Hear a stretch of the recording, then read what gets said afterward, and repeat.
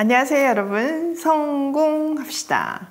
우리는 때로 질문이 생길 때가 있잖아요. 아기는 늘 득세하는 것 같고 크리스찬들은 맨날 좀 심하게 말하면 지질이 궁상인 것 같고 시편 기자도 여기에 대해서 막 질문하는 장면이 있잖아요. 오늘 본문에서 그 깊은 의미를 한번 찾아보도록 해요. 1절 에서 곧 에돔의 족보는 다음과 같다. 에서는 가나안 여인 세 사람을 아내로 맞아들였다.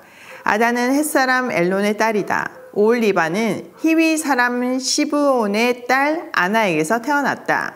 바스맛은 이스마엘의 딸이며 느바요스의 누이이다. 아다는 엘리바스를 낳고 바스맛은 루엘을 낳고 오홀리바는 여호수아 알람과 고라를 낳았다. 이들은 에서의 아들인데 에서가 가나안 땅에서 얻은 아들들이다. 자, 어제 본문에서 이삭이 죽었어요. 그리고 이제 요셉의 이야기가 본격적으로 시작되기 전에 에서의 족보가 언급되고 있어요. 아브라함 이야기가 마무리되면서 이스마엘이 언급된 것처럼 지금 이삭의 이야기가 마무리되면서 에서가 언급되고 있는 거예요. 자, 에서는 가나안 여인들과 또 이스마엘의 딸을 아내로 받아들였어요. 여기서 언급된 아내의 이름들과 또 앞에 26장과 28장에 기록된 이름이 좀 달라요. 정확한 이유는 모르지만 여기서 포인트는 그의 자손이 번성했다는 거예요. 자, 6절 에서는 아내들과 아들들과 딸들과 자기 집의 모든 지방과 집짐승과 또 다른 모든 짐승과 가나안 땅에서 얻은 모든 재산을 이끌고 아우 야곱과는 좀 떨어진 다른 곳으로 갔다. 두 사람은 재산이 너무 많아서 함께 살 수가 없었다. 그들은 특히 집짐승이 많아서 거기에서 그대로 살 수 없었다. 그래서 에서 곧 에돔은 세일산에 자리를 잡았다. 자, 두 사람은요 재산이 너무 많아가지고 함께 살 수가 없었어요. 특히나 집짐승이 많다 보니까 먹일 풀들이 확보되어야 되잖아요. 그러니까 더 이상 같이 살 수 있는 규모가 아니었던 거예요. 그래서 에서는 그 가나안을 떠나서 세일산에 자리를 잡았어요. 이게 아주 중요한 포인트예요. 자, 아브라함 시대에 보면 아브라함과 롯을 하나님이 분리시키시잖아요. 근데 지금도 야곱에게서 에서를 분리시키고 있어요. 에서는 이제 공식적으로 야곱에게 이 가나안을 넘겨주고 세일로 완전히 이주했음을 알 수 있죠. 자, 세일은요 요단강 동쪽에 있어요. 그리고 이미 예전에 이 세일에서 에서는 성공을 했거든요. 그렇기 때문에 요단 서쪽의 땅에 더 이상 연연할 이유가 없었죠. 그래서 야곱에게 큰 인심을 쓴 거예요. 그런데요 이 일은요 장자권처럼요 단순한 의미가 아니에요. 하나님 나라 관점에서 보면요 엄청난 사건이에요. 자, 요단 서쪽 가나안이 약속의 땅이잖아요. 그러니까 에서는요 지금 약속의 땅에서 떠났다는 의미예요. 이 약속의 땅의 가치를 여전히 장자권처럼 알아보지 못했기 때문에 그는 세일 땅으로 옮겨갈 수 있었어요. 그 결과 야곱은 이제 언약의 상속자가 된 거죠. 하나님의 말씀처럼요. 자, 이렇듯 언약에 관련이 없는 사람들은요 그 기준이 달라요. 세상 기준, 물질, 번성, 안정 이런 것이 기준이기 때문에 에서도 그 부를 쫓아서 자기 소견에 오른 대로 분리된 거예요. 진짜 너무 신비하지 않아요? 그러니까 악인이 잘 된다고요 여러분 부러워할 거 없어요. 어쩌면 그것 때문에 이렇게 스스로 분리되는 과정일 수 있거든요. 자, 9절 세일 산간 지방에 있는 에돔 사람의 조상 에서의 족보는 다음과 같다. 에서의 아들들의 이름은 다음과 같다. 에서의 아내 아다가 낳은 아들은 이름이 엘리바스이고 에서의 아내 바스맛이 낳은 아들은 르우벨이라. 엘리바스가 낳은 아들은 대만과 오말과 스부와 가담과 그나스이다. 에서의 아들 엘리바스와 그의 첩 딥나 사이에서는 아들 아말렉이 태어났다. 이들은 에서의 아내 아다가 낳은 자손이다. 르우벨이 낳은 아들은 라합과 세라와 삼마와 미사이다. 이들은 에서의 아내 바스맛이 낳은 자손이다. 에서의 아내 오홀리바마 시온의 딸 아나의 소생가 낳은 아들은 여우수와 얄람과 고라이다. 에서에게서 나온 종족들은 다음과 같다. 에서의 맏아들 엘리바스를 조상으로 하는 조상들은 대만과 오말과 스부와 그나스와 고라와 가담과 아말렉이다. 이들은 에돔 땅에 있는 엘리바스 종족들이다. 이들은 에서의 아내 아다가 낳은 자손이다. 에서의 아들 르우벨을 조상으로 하는 종족들은 나하가 세라와 삼마와 미사이다. 이들은 에돔 땅에 있는 르우벨 종족이다. 이들은 에서의 아내 바스맛이 낳은 자손이다. 에서의 아내 오홀리바의 아들들에게서 나온 종족들은 다음과 같다. 여수와 얄람과 고라이다. 이들은 에서의 아내 오홀리바마가 낳은 아들들에게서 나온 종족들이다. 이들은 에서 곧 에돔의 아들들이다. 이들이 족장들이 되었다. 자, 이 긴 족보에서 말하고 싶은 것은 딱 하나예요. 에서의 자손이 번성했다는 거죠. 비록 에서가 언약의 상속자는 아니었지만 하나님이 아브라함의 자손들은 번성하게 될 것이라고 하셨잖아요. 그 언약의 성취로 이 에서의 족속이 번성하게 된 거예요. 그렇기 때문에 이 본문의 초점은 어디에 있다고요? 네, 에서 가문의 번성에 있는 거죠. 자, 그들의 후손들 중에서 눈에 띄는 족속이 있지 않아요? 네, 맞아요. 16절에 나오는 아말렉이에요. 출애굽한 이스라엘 백성들을 뒤에서 아주 비열하게 침략했잖아요. 이로 인해서 이스라엘의 영원한 적이 되죠. 그래서 사무엘이 아말렉 족속을 진멸하라고 말해요. 자, 20절. 에돔 땅의 원주민들도 종족별로 갈리는데 각 종족의 조상들은 거슬러 올라가면 호리 사람인 세일의 아들들에게로 가서 닿는다.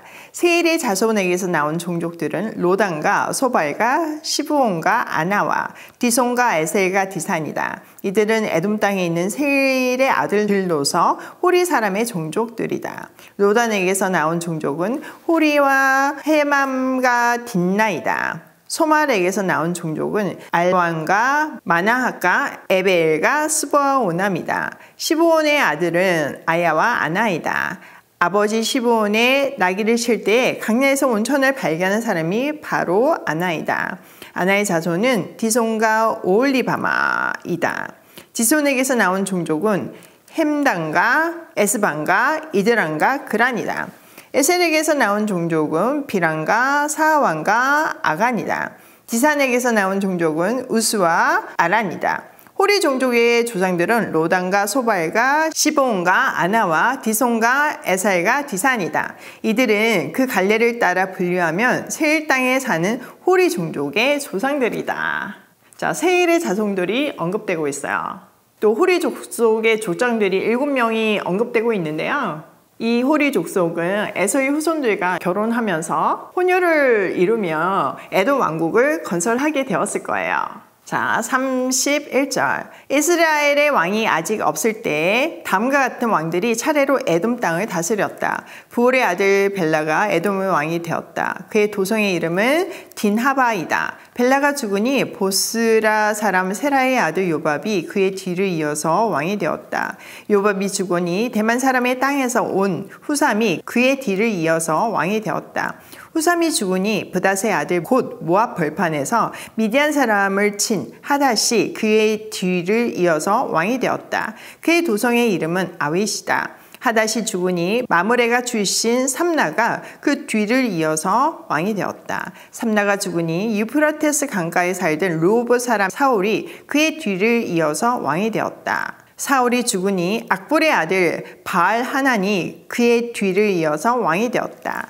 악볼의 아들 바알 하난이 죽으니 그의 뒤를 이어서 하닷이 왕이 되었다. 그의 도성의 이름은 바오이다. 그의 아내의 이름은 무헤다벨인데 마드레스의 딸이며 메사합의 손녀이다.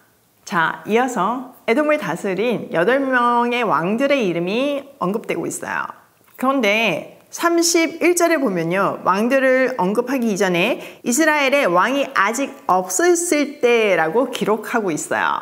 이 말은 이스라엘의 왕이 있은 후에는 정리되었다는 의미죠. 형이 동생을 섬기게 될 것이라는 하나님의 말씀이 성취되었음을 보여주는 거죠. 자, 40절. 에서에게서 나온 종족들은 가문과 거주지에 따라서 나누며 각각 다음과 같다. 그 이름은 딘나와 알라와 여덱과 오올리바와 엘라와 바논과 그나스와 대만과 밉살과 막대엘과 이람이다. 이들이 에돔의 종족들이다. 종족들의 이름이 각 종족들이 살던 거주지의 이름이 되었다. 에돔 사람의 조상은 에서이다. 마지막으로 에서 후손의 명단이 나오죠. 흩어져서 서로의 영역을 구분하며 살았다는 것을 알 수 있어요. 에돔 사람의 조상이 에서임을 밝히면서 36장이 마무리되고 있어요. 자, 오늘 내용을 우리 삶에 한번 적용을 해보면 첫 번째, 기준이 다를 때 분리된다. 지금 에서와 야곱이 분명하게 보여주잖아요. 이 분리됨이 제게 너무 큰 은혜가 되더라고요. 제가 이제 오이 패밀리 사역을 계속하면서 왜 이 아이들이 가정에서 분리되어 가지고 이렇게 고통을 받을까 이런 질문들이 있었거든요. 그런데 하나님이 딱 답을 주시더라고요. 이 구체적인 내용들은 이번 주 목요일 오이 패밀리 기도에서 짜잔 하고 말씀해 드릴게요. 여러분 기억하시죠? 매달 셋째 주 목요일 7시 반에 오이 패밀리 기도회가 있어요. 저번 달에 너무 뜨거워가지고 제가 그 여운이 지금까지 남아있거든요. 한 달 동안 기도회를 너무너무 기다렸어요. 여러분도 그러시죠? 라이브로도 하니까 온라인으로 참가해 주시고요. 또 저장도 해놓으니까 나중에 시간 되실 때 보셔도 되는데 현장의 열기는 여러분 표현할 수가 없어요. 되도록이면 현장에 와주셔가지고 함께 기도하고 서로 교제하면 좋겠어요. 맛있는 김밥하고 다가 준비해 놓으니까요. 좀 일찍 오셔서 저녁도 드시고 또 끝나고 나서 같이 이야기도 나누기로 해요. 구체적인 내용은 아래 고정 댓글로 남겨놓을게요. 자, 두 번째, 그런데 왜 아기는 득세하나? 여러분, 에서와 야곱의 인생을 보면 진짜 하나님이 선택한 거는 야곱이잖아요.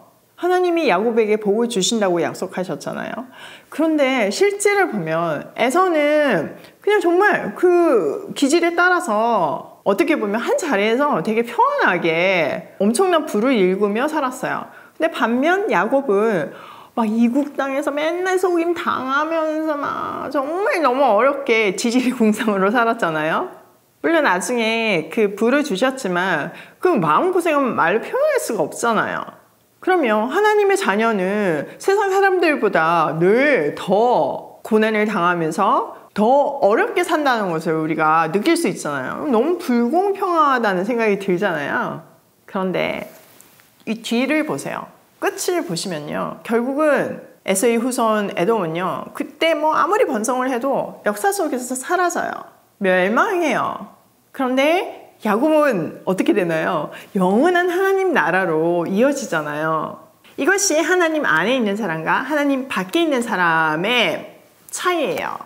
그러니까 세상 사람들이 득세한다고 너무 억울해하지 마세요.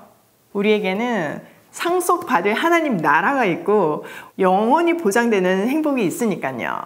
세 번째, 하나님 나라 역사는 약속을 붙든 사람을 통해서 이어진다. 하나님 나라 역사는 남은 자, 하나님의 약속을 붙든 사람을 통해서 이어져요. 그 사람이 아무리 뭐 못나고 못 배우고 가진 것이 없다고 해도 그게 문제가 되지 않아요. 중요한 것은 하나님이 내 인생의 주인이 되고 그 약속을 붙들고 사냐 안 사냐, 그게 기준이에요. 오늘도 내가 하나님 나라를 이어가는 상속자임을 기억하며 기준을 분명히 해서 하나님 나라에서 분리되지 않으며 고싱해요.